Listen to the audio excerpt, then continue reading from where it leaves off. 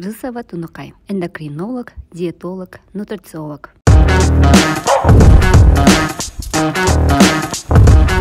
Саламатсызбы Тунукай, чоң рахмат. Бүгүн сиз менен бир жакшы бир темада, көпчүлүккө керек темада сүйлөшөлү дедик. Окурмандарга да пайдалуу болот деп ойлойбуз.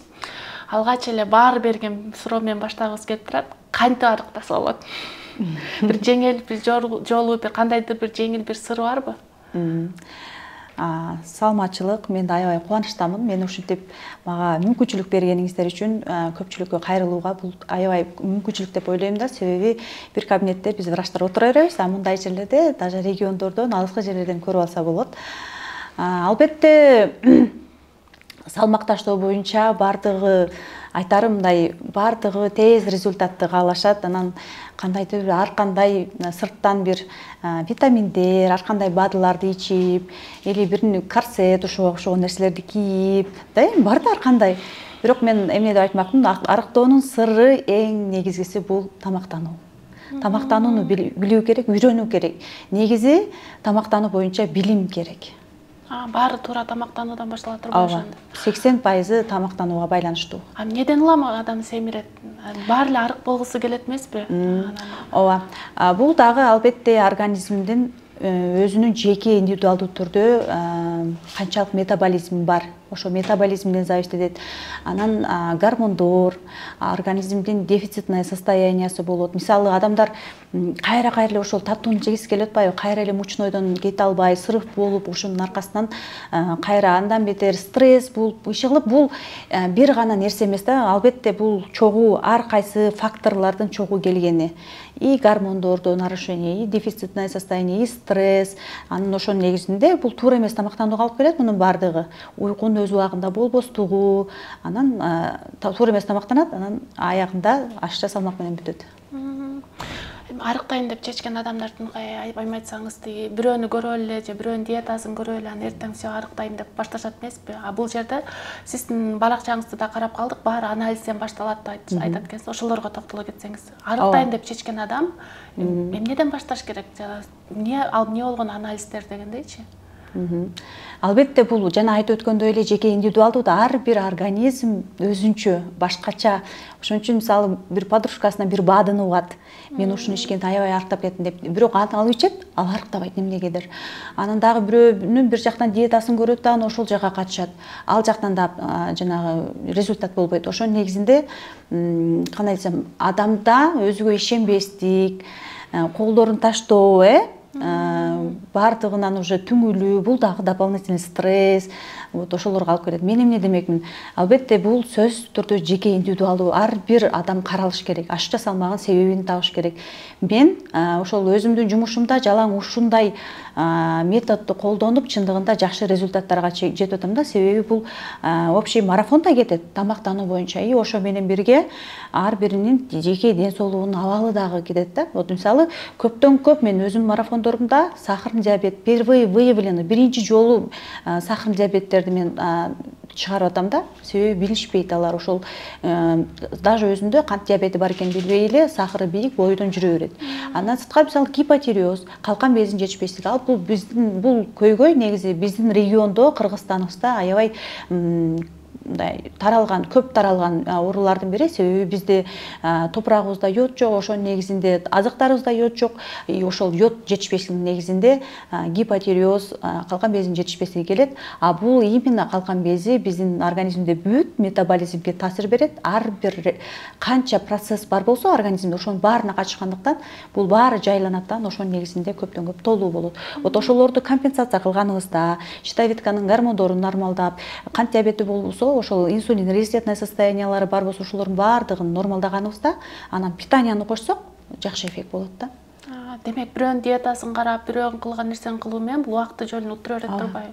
Ооба, сөзсүз түрдө адиске кайрылып, бул чоң мындай жоопкерчилик. Ден соолук деген бул чындыгында ар бир адам мындай машинеңде мисалы мотор бузулуп калса оңдоп аласың да, башка мотор коюп аласың же башка нерсесин коюп аласың. А ден соолуктан андай эмес да. Биз Кудай берген ушунчалык баалуу нерсебизди бул бекер берилип калды да бизге. Ошон үчүн биз баалабайбыз, бартабайбыз и ар кандай мындай рисктерге коебуз да, ар кандай ойлонбогон кадамдар жасайбыз. А ордуна келтирүү өтө кыйын ден соолукту.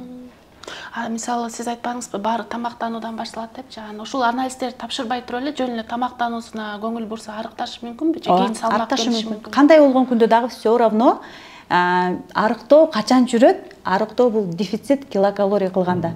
Бир күндө мисалы сиз күнүгө ар кандай дем аласыз, тамактанасыз, ойлоносуз, уктайсыз, сүйлөйсүз, мунун баардыгы энергия кетирип атабыз. Вот ошол кетирген энергиябыздан биз тамак аркылуу энергия алабыз. Тамактын келген энергиясын түшүрсөк, адам сөзсүз организм каяктан алат энергияны? Вот ошол биздин ашыкча майлардан алып баштайт дагы сөзсүз түрдө арыктоо болот. Но мындай аябай жай болот, аябай кыйын болот эгер көйгөйү бар болсо. Туура тамактан деген менен ошол эле учурда кээ бирлер порцияны азайтышат эмеспи? Бул организмге стресс болушу мүмкүнбү? Мисалы, болду арыктайм деп чечип эле, ун мучной жебей койсо же сахар жебей коюшат да, бирок бул стресс. Бул өтө жакшы. Хотя бы мен айтам да, ар кандай возможности бар элдер бар да. Мисалы, кээ бир региондордо, алыскы региондордо тоодо жашагандар лаборатория тапшырганга, мисалы, мүмкүнчүлүгү жок, жаш баласы бар, алыска чыга албайт, шаарларына бара албайт. Вот ошолорго айтам, хотя бы ошол мучной алып салып, рациондон таттууну алып салып башташ керек да, суунун балансын толтуруп, кыймылды кошуп, анан уже өзү определенный бир жерге барганда биз ошо менен деле кээде аябай сонун салмак ташташы мүмкүн. Анан уже кээде уже жылбай калганда, анан уже адистин сөзсүз түрдө баары бир кеңеши керек. Азыр көпчүлүк адамдар, эксперттер, сиз сыяктуу диетологдор айтышат, бул калория санагандын эч кандай пайдасы жок деп. Ушунун канчалык деңгээлде чындыгы бар же сөзсүз түрдө калория санаш керекпи? Негизи диетология боюнча эң эффективдүү арыктоо бул калорияны эсептөө. Эң далилденген, более жакшы действие бере турган бул калорияны эсептөө. Бирок мен ошол биринчи диетологияны бүткөндө аябай мындай амбиция башкача болот да. Мен дагы калорияны эсептеп салмак таштатканга жардам берем деп. Но бул все-таки мындай кыйын экен. Өтө оор, ар бир тамакты эсептеген оор экен. Тем более биздин кыргыздар көп конокко барабыз, биз көп коноктособуз. Бунун баардыгы, мисалы, бирөөнүккө барып тамагында канча килокалорияны бар экенин эсептей албайт. Бул дополнительный тоже стресс. Иногда, мисалы, бир жумуштар менен шашылыш, үйгө мисалы келип тез аралыкта тамактаныш керек, анын баарын эсептеп отурганга убактысы жок болот. Ошон үчүн бул более мындай, кандай десем, шартка туура келбейт. А так муну менен мен түз караймын, жакшы караймын. Именно дефицит килокалория кылганга, ар бир тамакты өлчөгөнгө аябай жакшы карайм, бирок буга убакыт керек. Кээрлер адистер айтат эмеспи, ошол килокалорияны эсептей берсең, бул кандайдыр психологиялык жактан да зависимость болуп калышы мүмкүн. Вот айтып атпайм, ошол стресс болбосун да, ар бирин өлчөп, мен муну өзүм практикада көрдүм да. Мен өзүмдүн туугандарыма колдондум башында, биринчи бул практиканы негизи иштейт, иштебешин көрөсүң да, адам бирөөгө сунуштоодон алдың өзүң көрөсүң, туугандарыңдан көрөсүң. Вот мен өзүм эсептеп берип жатып эле, анын тамагын даярдап берип жатып эле аябай чоң стресске учурадым да. Хотя мен ал бүт баарын түшүнөм, формулаларды билем. А билими жок адамчы вообще дополнительный стресс болот. Ошон үчүн ооба, мисалы, коркуу болушу мүмкүн, канча болгонун билбей калып, бир жака барганда ушул өтө чоң стресс. Мен айтам да, дайыма марафончуларга айтам, вообще стрессти жок кылгыла. Стресс бул керек эмес бизге. Бул кортизол гормону каждый раз вырабатывает стresskечи, а бизге ал тоже бул кереги жок. Ашыкча биздин инсулинди, ашыкча биздин ошол ашыкча салмагыбызга алып келе турган мындай шарт түзүп коет. Марафон деп бир-эки жолу айтып калдыңыз. Инстаграмда, социалдык тармактарда азыр аябай күчүп атпайбы? Сиз сыяктуу, мисалы, адистердики го мейли анан мындай өздөрү эле билген адамдар, мындай адистиги жок эле адамдар толтура марафон өткөрүп атат да. Пайдасы тие ушул марафон? Мисалы, 15 күн марафон болсо, андан кийин кайра жей берсе салмак келип калышы мүмкүн да. Кантип билсе болот ошол марафон иштейт, ушул адистикин алышым керек деген? Азыр көптөн көп марафон, эми өзүңдү карайсың да, рынокты карайсың, адамдар кандай эмне кылып атат деп, өзүңдүн конкуренттериңди карайсың. Мен эмнеге каршымын? Көп марафон уюштурган, өзгөчө жанагы билими жок, жанагы сертификат менен или жөн эле марафон өтүп алып эле бирөө марафон ошону эле копиялап марафон уюштургандар бар да. Вот аларда албетте билими жок. Анан көптөн көп баягындай очищение деген нерселерди колдонушат да. 2-3 күн кефирди отургузуп коюшат, 2-3 күн фрукт овощлерге отургузуп коюшат. Мен буга каршымын. Адам күнүгө баланстуу болуш керек тамагы. Канча ошол очищение деп атпайбы, жанагы кефирге отургузуп койду, бир күн эртемден кечке чейин кефирге отургузуп койду. Ал жактан мисалы биз керектүү баланстуу түрдө мисалы углевод, жыры, анан белок ала албайбыз. Ал бизге жетиштүү эмес. Ал биздин келечекте дефицитке алып келет. Ал дефицит биздин ашча салмакка алып келет. Анан албетте ошол кезде салмак түшүшү мүмкүн. За счет эмне үчүн? Суунун кеткени үчүн, тамак жебей калганы үчүн, аябай резко дефицит килокалория кылса атпайбы? А бул келечекте бизде деген сознаниядан башка дагы толтур организмде бизди башкарган нерселер бар. Вот ал сөзсүз түрдө мындай ал коркот, анда баягындай ой жүгүртүүсү жок, ал кабыл албайт. Ал демек муну голодание дегендей кабыл алат дагы, кийинки дагы ушундай абалга болуп калбасын деп заранее уже ошол вести келтирет. Дополнительно 2-3 килограммда келтирет. Себеби ушундай абалга түшкөндө биз даяр туралы дегендей кылып бизди уктап атканда дагы биз мисалы сознаниябыз өчүк, бизди эмне башкарып турат? Башкарып турган нерселер бар да, дем алып атабыз, жүрөгү согуп атат. Вот ошол эле нерселер дагы биздин салмагыбызды дагы контролдоп турат. Организм акылдуу экен дейм. Ооба, акылдуу, бизди сактаган күчтөр бар, мисалы подсознание бар, бизди сактайт. Бизди всегда ал не только психологический жанагы көп нерселерден сактоо, но и биздин именно жүрөгүбүздүн баарын соккондорун уктап атканда сознание отключка болгондо дагы бизди дем алдырып, биздин жүрөгү соктуруп атпайбы? Вот ошол деле биздин контролдоп турат салмагыбызды. Арыктап кетсе, ал үчүн өлүм менен барабар болот дагы. Болушунча дагы ошол мурдагы салмакты алып келгенге шашат. Ошон үчүн жанагы болуп атпайбы, марафондорго катышат. Кайра эле бир ай тегерегинде, даже бир ай эмес, бир жума тегерегинде ошол вести кайтарып алышы мүмкүн. Себеби организм болушунча мурдагы вес ал эсинен кете элек. Ошол вести ордуна коюу керек. Демек, ошо марафонду ким өткөрүп жатат? Адистигине караш керек. Ооба, сөзсүз түрдө. Кээделер айтат эмеспи, макул арыктап баштайлы, бирок ошол эле диетологдор, эксперттер сунуштаган азыктар кымбат депчи. Чындап эле арыктаганда ошол жей турган тамактар кымбатпы? Ооба. Негизи мисалы көптөр мисалы биз каяктан окуп атабыз? Россиядан окуп атабыз. Россия деген тоже алар дагы более өнүккөн жактардан окуп атышат. Анан алардын азыктары бизге чындыгында туура келбейт, бизге кымбат. Бизде ал азыктар жок. Көбүнчө эле мисалы дагы эле ошол региондордо, тоонун астында да алар жок да, мисалы авокадо, кандайдыр бир балыктарды сунуштап атабыз, Но ушундай ошол марафон уюштурабы или диетолог ал ушунчалык билими болуш керек. Ошол жашаган регионуна карап рацион түзүп бере алыш керек. Эмне бар, базарында эмне бар, ошого карап түзсө деле болот. Ошого карап баланстаса дагы болот, ооба. Демек, бул жөн эле кымбат эмес. Ооба, кымбат эмес. Вообще кайра наоборот, көптөн көп мен дайым марафондорум бүткөндө канчалык кымбат болду, чындыгында көп акча кетти деп сураганда көбү кайрадан акча кайра эконом болот экен. Себеби шаурма, ар кандай туура эмес фастфудтарды жеп атып, биз андан да көп акча кетирчүбүз дейт да. Тыныкайым айтсаңыз, анан ушу арыктап баштаган адам болду, эми сахар өмүр бою жей албай каламбы деген коркуу болот эмеспи? Арыктагандан кийин жей берсе болобу? Кээде мындай.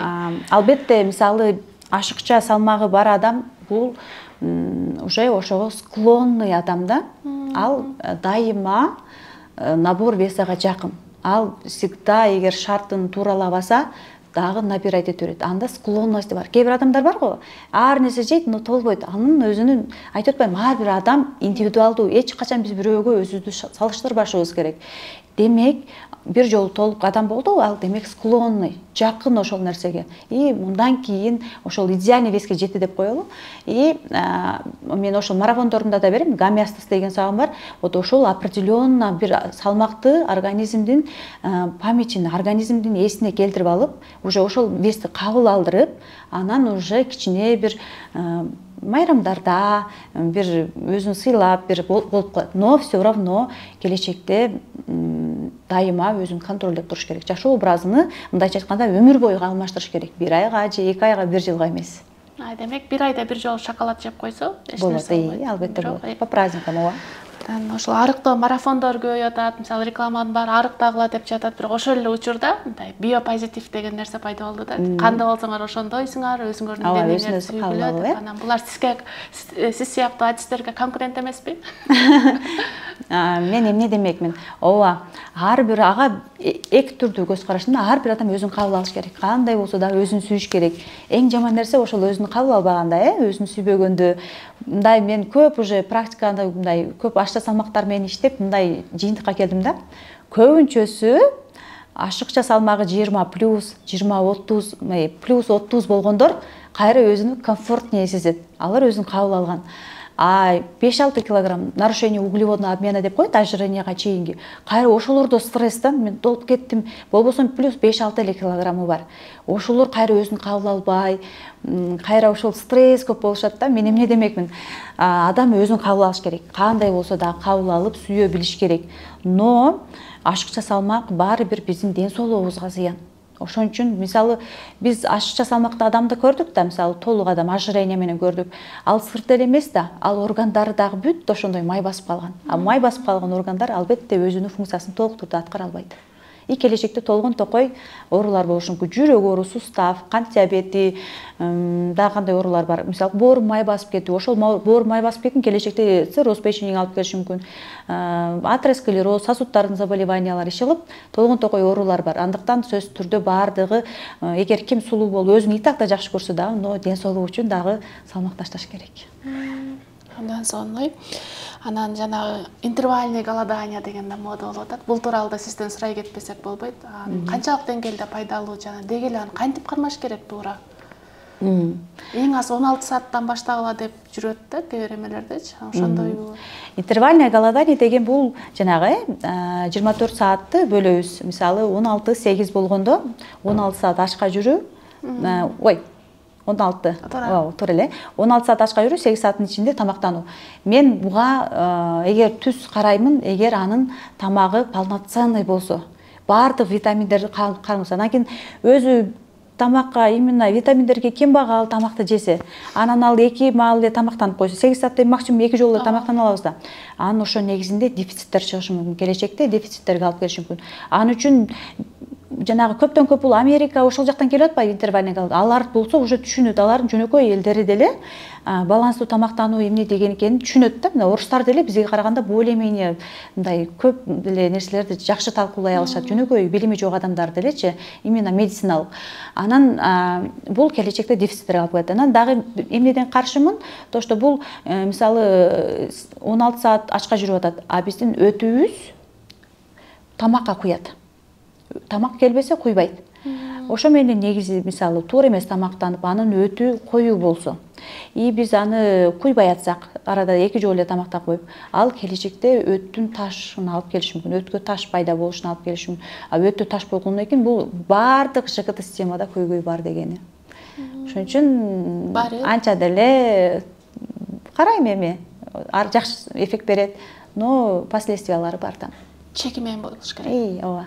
Жанагы азырдагы сүттүн зыяндуулугу боюнча да сизден сурай кетпесек болбойт. Сүт ичпегиле деп кокосу, молоко деген ошолор канчалык деңгээлде бул сүт убагында биз ичип эле жүргөнбүз да, ал жакта кальций бар деп көнгөн немелер бар. Анан чындап эле сүт азыктар зыянбы? Определенно, эгер оорусу бар болсо, бейтапта албетте алып салыш керек. Мисалы, көптөн көп азыркы күндө мен практикамда аябай аутоиммунный заболеваниялар көбөйдү. Аутоиммунный заболевания дегендер, булар өзү аты айтып тургандай эле иммунитет өзүнө өзү каршы.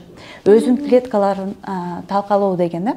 Мисалы, аутоиммунный тироидит, именно псориаз, кожа оорулары аябай көбөйүп атат. Булар баардыгы ошол организмдин иммунитети чужеродный бөлөк клеткаларды өлтүрүш керек да, нормада биздин организм. Сбой кетет, именно кишечниктеринде көйгөй бар, негизинде сбой кетет дагы, и өзүнүн клеткаларын, өзүнүн органын как чужеродный кабыл алып, ошону талкалап баштайт. Вот мисалы ушундай аутоиммунный заболеваниясы бар оорулар үчүн мен именно сүттөн жасалган тамактардын баардыгын алып салам. Эмне үчүн? Себеби сүттөн жасалган тамактардын баардыгы провоспалительный тамактарга кирет. Всегда воспаление пайда кылып турат. И сүттө ушундай биздин жаман бактерияларыбыз үчүн жакшы флора да, ал жакта жакшы көбөйүшөт, шарты жакшы болот. Любой эле жандык бул жашоодо биз дагы жандыкпыз, баарыбыздын условиябыз жакшы болгондо эмне болобуз? Биз көбөйөбүз. Ошондой эле биздин ички организмде бар да бактериялар, бир пайдалуу бактериялар бар. 2 килограммдан 5 килограммга чейин биздин ичинде бактериялар жашайт.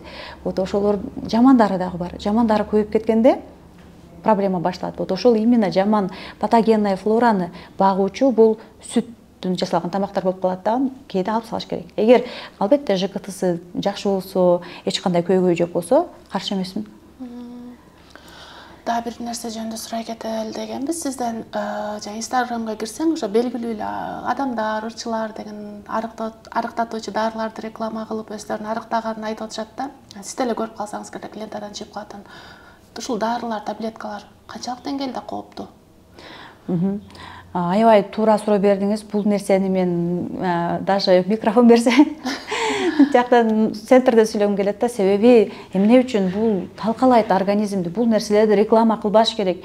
Себеби ошол артисттерди, ошол жылдыздарды аябай көпчүлүк эл көрөт. Анан ошону түшүнбөйт элдерчи канчалык пайдалуу, канчалык зыян экенин билбей эле колдонуп атат. И мен ошол последствияларын мага алар всегда жашырат да. Мисалы ушул арыктаткан дарыны ичтим эле, анан мынтип ооруп калдым, анан мындай болуп калдым дегендин айткандан баардыгы уялышат, тартынышат. Ошон үчүн всегда мага жашыруун түрдө кат жазышат. Мен муну ичтим эле, мындай болдум деп. И дайыма ал дарыны ичкенден кийин кайра эле ошол эске келет. Себеби жана айткандай бул бүт баардык процессти түшүнүш керек. Организмдин процесстерин убактынчалуу арташы мүмкүн. Эмне үчүн артат? Алар эки действиясы бар. Бирөөсү мээге таасир берет. Ошол биздин именно тамакты жедиртпей, аппетитти жок кылып, ошентип таасир берет да. Бирөөсү мочегонный действия берет. Мочегонный да бизге өзүбүз баардык организмибиз 80% суудан турат. Анан ал мочегонный кылып бизге керектүү сууларды чыгарып салат. Ошонун негизинде салмак таштап атабыз. Ал бүткөндөн кийин биз суу ичсек дагы эле ордуна келет, и салмак да ордуна келет. Мээге таасир берген бул биздин аппетит центрлерди жаап аткандан кийин тамак жебей калдык. Демек биз эмне болдук? Дефицит килокалориядан эле салмак таштап атабыз. Бирок ал дарылар биздин боорубузду, бөйрөгүбүздү талкалап атат. Реанимацияга чейин түшүп калгандар бар. Ал каза болуп калгандар деле бардыр. Алар айтпайт, алар уже каза болуп калды. Ошон үчүн мен кыргыз элиме аябай мындай кайрылмакмын. Ушундай дарыларды колдонбоңуздар. Ден соолук бул өтө баасы жок байлык. Андыктан ден соолугуңуздарды кадырлап, туура тамактануу менен эле арыктаса болот. Ошол дарылардын курамын карап көрдүңүз беле? Мисалы өзүңүз кызыгып. Курамында ошол чөптөр, анан бул витаминдер деп сатышат да. Но все равно алардын составында ошол кофеин ошол биздин именно нерв системабызга таасир этип, ошол нерсесинен көптөр ичкенден кийин давлениясы көтөрүп кетет, жүрөктөрү лакылдап атат, уйкулары качып атат. Вот ошол составында көптөн көп кофеин болот. Ошол аларды атайын бир фирмалар чыгарат, мындай аптекада сатылбайт, колдонгонго атат. Ошол эле сигнал бериш керек болуш керек адамдарга. Аларда эч кандай мисалы эгер бар, аптекада деле бар жанагындай именно салмакка таасир берген булар, алар деле только по рецепту врача. Эгер ага мисалы углеводный обменде нарушение болсо, аны биз назначение кылабыз. Именно аптекада сертификаты бар, изилдөөлөрдөн өткөн. Бирок аларда именно углеводный обменинде нарушение бар болсо гана назначить этебиз. Эгер мисалы ада углеводный обмен нарушениясы жок, бирок аны калкан безинде көйгөй бар болсо, ал арыктатпайт анычы. Ошон үчүн аны только врачтар назначение кылат. Тиги БАДылар жөнүндө вообще ал эч ким бая кылбайт, аны назначение да кылбайт, ал вообще туура эмес.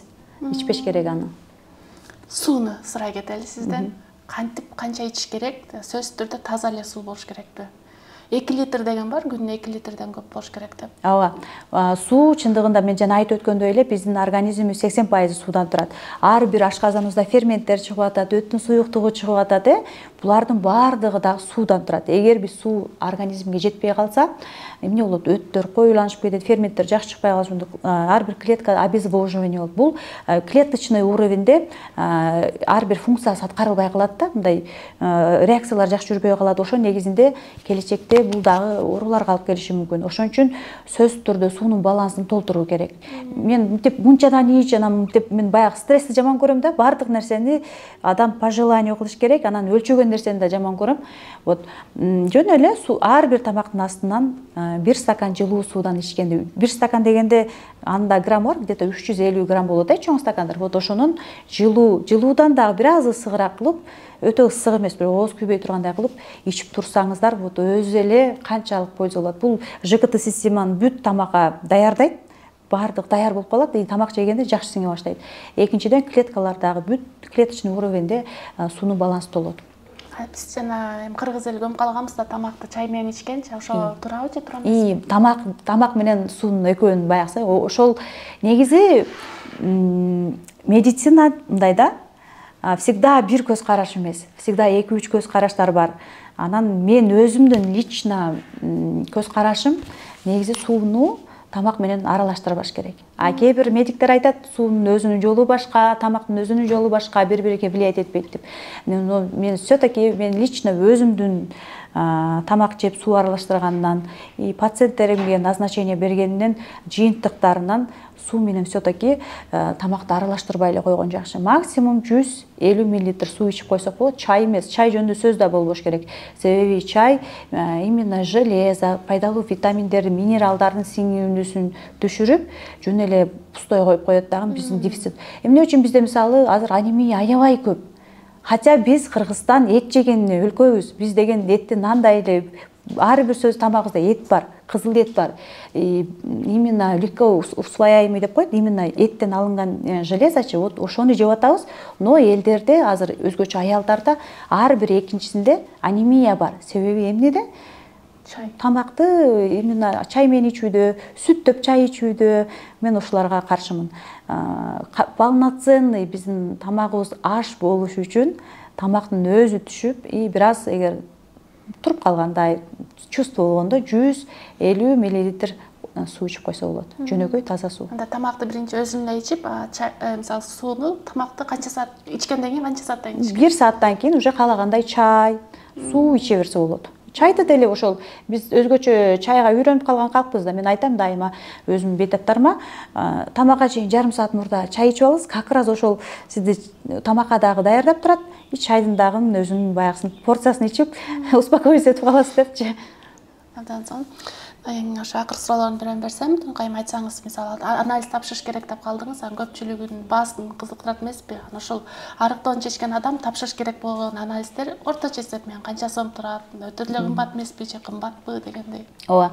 Мен негизи ар бир пациенттин положениясына түшүш керек да, мындай кыйнаган жаман көрөм негизичи, мындай керек эмес анализдерди өзүнчө жанагы суроодо да бар эле ДНК тест боюнча, аябай азыр ушул ДНК тест дагы именно арыктагандарга популяр болуп атат. Мен мындай анализдерге чындыгында чыгаш кылыштын кереги жок деп ойлойм да. Өзгөчө главный калкан безин углеводный обмен, именно дефициттерди көрүп коюп эле, именно биздин ашча салмак алып келген пролактин, вот ошолорду эле алганыбызда где-то 2000ден 6000ге чейин кетет да. Эң негизгилерин алганыбызда. ДНК тесттерди кошконубузда вообще кымбат болот. Аларга мен ойлойм кетириштин кереги жок. Мага эң главный кайсы жерде көйгөй болуп атат, ошону билсек болду. Бул где-то 2000ден 6000ге чейин кетет.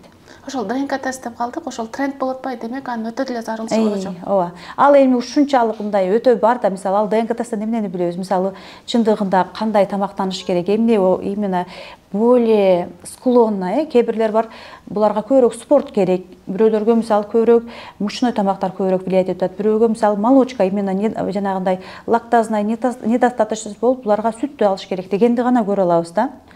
Бул мындай аябай изилдегиси келгендерге каршы эмесмин, но основа биздин именно жалпы элге где-то 2000ден 6000ге чейингиси деле жетиштүү. Нормалдуу эле. Чоң рахмат сизге. Убакыт бөлүп, бул чоң тема, бирок убактыбызга байланыштуу эң негизгилерине токтоло кеттик. Анан ошол подкасттын соңунда ошол арыктайм деп чечкен айымдарга, мырзаларга сизден эксперт катары бир кеңеш болсун. Мен ошол кыргыз элиме кайрылмакмын. Чындыгында ашча салмак азыркы күндө аябай актуалдуу, көп адамдарда, көп проценттер адамдарда ашча салмак бар. Бул нерсеге көңүл коюш карабай, сөзсүз түрдө идеалдуу салмакка жетпесеңиздер да норма салмакка жетип, тамактар рационун өзгөртүп, туура тамактанып, ошо менен бирге кыймылды кошуп, ден соолугуңуздарга кам көрүшүңүздөрдү айтмакмын. Ар кандай туура эмес сырттан келген дарыларды ичпеңиздер, ар кандай детокс программаларга отуруштун кереги жок. Биздин организмибизди так эле Кудай жараткан, сонун детокс органдарыбыз бар, буур, бөйрөк деген. Только туура тамактансаңыздар эле баары ордуна келет.